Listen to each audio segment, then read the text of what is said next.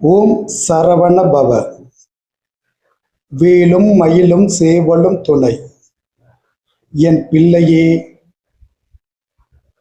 நேற்று நீ ஒரு தவறு செய்தாய். அந்த தவறையும் இன்று திருத்தி நாளை உன் கையில் ஒப்படைப்பேன்.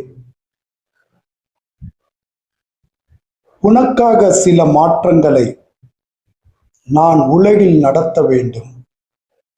அது உன்னையும் பாதிப்பதாக முதலிலே தோன்றும்.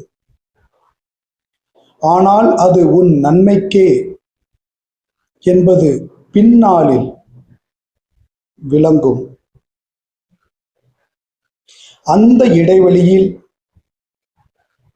பொறுத்திரு. குழந்தைகள் கல்வி மற்றும் எதிர்காலம் குறித்து வீட்டில்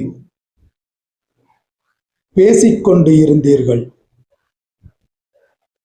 உங்கள் குழந்தைக்கு எது நல்லதோ அதையே நான் தருவேன், கவலை வேண்டாம். உங்கள் குடும்பத்தில் மகிழ்ச்சியை தந்துள்ளேன்.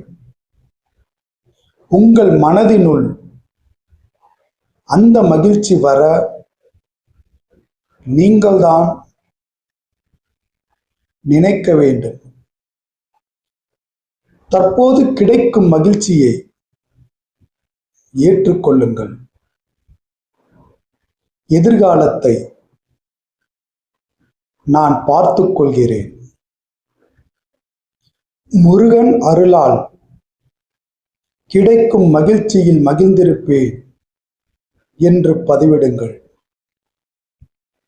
மகிழ்வீர்கள்.